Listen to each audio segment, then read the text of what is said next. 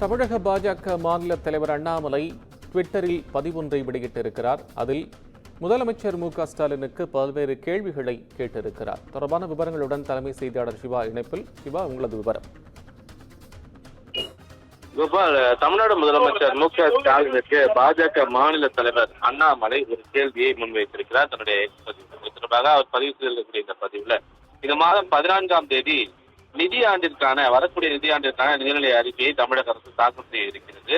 இந்த ஆண்டு நிறைவு பெறும் போது தமிழக அரசு மக்கள் மீது சுமத்தி இருக்கக்கூடிய மொத்த கடன் 9.5 லட்சம் கோடி ரூபாயாக நெருங்கி இருக்கும் என்று அண்ணாமலை தெரிவித்திருக்கிறார். கடந்த 2021ஆம் ஆண்டு தேர்தல் பிரச்சாரத்தின் போது அந்த எதிர்க்கட்சி தலைவராக இருந்த ஸ்டாலின் பேசிய காணொலி ஒன்றை பார்க்கக்கூடிய ஒரு வாய்ப்பு கிடைத்தது என்று அந்த காணொலியை கூட அவர் தன்னுடைய எக்ஸ் பதிவில் பதிவிட்டிருக்கிறார். கமிஷன் அடித்தே 5 லட்சம் கோடிக்கு தமிழகத்தை கடனாளி மாநிலமாக ஆக்கியுள்ளார்கள் என்று அவர் இன்று தெரிவித்திருந்தார். இன்று மொத்த கடன் 9.5 லட்சம் கோடியாக இருக்கக்கூடிய நிலையில இந்த ஆட்சியில் இவர்கள் அடித்த கமிஷன் தொகை எவ்வளவு என்று முதலமைச்சர் மு.க.ஸ்டாலினை நோக்கி அண்ணாமலை இந்த கேள்வியை முன்வைத்திருக்கின்றார். கோபால், அண்மை விவரங்களுக்கு நன்றி சிவா.